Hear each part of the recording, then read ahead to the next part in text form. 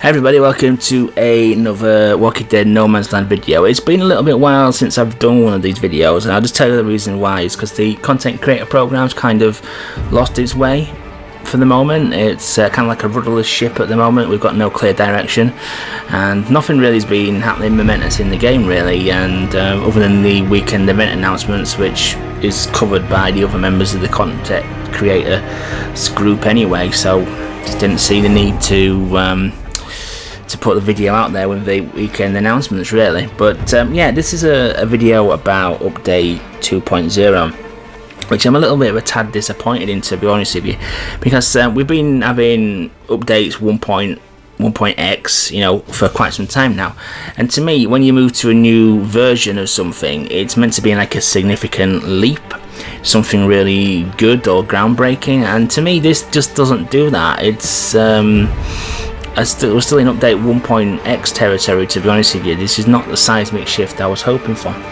So basically the main thing we've had introduced in this update is hero characters. So it's characters from the TV series like Rick, Daryl, for example, Abraham, Maggie, Glenn, and they're all basically a class of character, but they have a leadership trait, which when you put their character in the leftmost slot of your team, gives the whole team a boost. And these boosts range from a 10% chance of having no threat generated from a ranged attack, to Michonne's melee ability, which has a chance of reducing the incoming threat, things such as that. And they're not game-changing boosts, to be honest with you, but my main problem with the system is it's too damn basic. I was hoping for some kind of synergy system. I was hoping that the regular survivors had a inherent leadership trait, and if you combined X, Y, and Z together, you got a boost, and there was going to be quite a few different creative ones. That's how I would have liked to have seen it, rather than just plonk a hero character in there and just simply get it. I just think it's just way too basic. It would just really create some interesting combinations, like some could boost damage, some could reduce threat level like that, and you could really just combine certain traits together to get a cocktail of a leadership boost to your entire team. But no, we've gone down the very basic route. And then we've got the upgrading of these hero characters as well. I think that's a little bit off for now. I've not got any radios currently, so I'm only going what other people have told me. So if this is completely wrong, I apologise in advance. I'm just going on information from people who give me reliable information usually, but obviously they can be wrong. I have no experiences for myself, but it looks as if to upgrade these hero characters, you have to first roll them in a radio call, which is going to be luck based as itself. But then, as like the last update when we got introduced character tokens where you could upgrade the abilities and level of your survivors, the heroes work on the same basis. So not only have you got to roll the hero once to actually obtain them, you've got to roll the hero umpteen million times to actually get the upgrade tokens for them. So if that is the case, and I am putting that caveat in there, if that is the case, because I have no radios myself to actually experience this at the moment, then that's just a nightmare. I mean, that's just it's a cash grab, to be honest with you. Hoping that people spend money on the already ridiculously overpriced radios. I see we've got a Hold the Radio bundle in the UK store at the moment. 200 radios for the priceless sum of £40 English.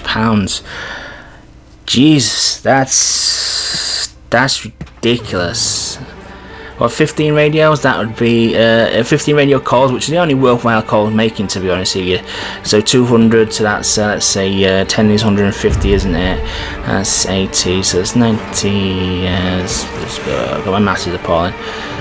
18 radio calls for £40. That's a bargain, that, isn't it? Gee, anybody, honestly, anybody who's buying that package, you know, have some respect and value for money. Just look yourself in the mirror and have a word with yourself. That's just obscene, to be honest with you. And I don't mind the game making money in the transactions like the XP boosters. I think they're a good thing, but some of the package prices are just out there. I mean, they're just completely not in the real world. And obviously there's going to be a few, you know, cash cow people out there who are buying these, but honestly, have some respect for money. That's just an obscene amount of money for nothing tangible and nothing even virtual really of any worth. It's crazy. It's not even a guaranteed thing as well. It's just 18 opportunities to get something which is more likely to be crap and worthless. It's just it's madness. It's just madness. Oh, I mean, I always said when I joined the content creator program, I've never been a yes person. You know, if something stinks, I'll tell it. I'll tell them it stinks. And this update is just very, very underwhelming, to say the least. Moving on to another thing. I'll put some footage of this. They've actually changed 2 of the maps on the current challenge. How many times have we said don't change the rules of the challenge partway through a challenge? It creates an unlevel playing field. I mean, this time the changes aren't that going to be impactful because they've just changed how a couple of the maps work. What's quite funny though is the 2 most exploitable maps that have been in the game for the longest period of time, the Lost Bunker and the Trainwreck, have been completely left untouched. Now obviously they've been left untouched because they're generating a shed load of money from the previously mentioned cash cow people who buy the boosters and stuff to infinitely repeat these levels. I would say it's not exploitable really. It's just the levels are poorly designed that you can beat the level.